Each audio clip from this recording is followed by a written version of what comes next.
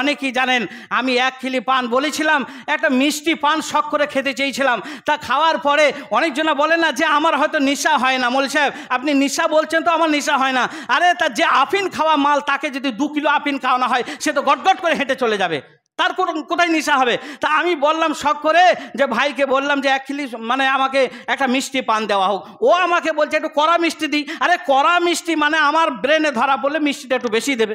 এর কড়া মিষ্টি মানে যে আর একটা মাল ঢোকাবে, এটা আমার জানতাম না।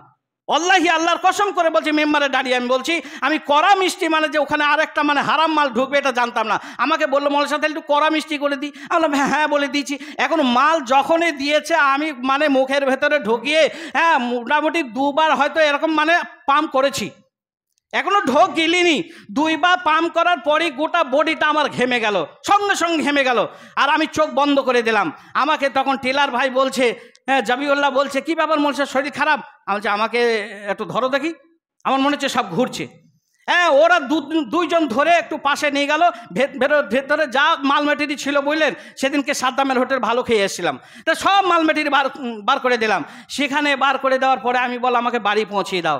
2টো ছেলে, কে জানি না, আমি চোখ খুলতে পারিনি, আমাকে বাড়ি পৌঁছিয়ে দিল।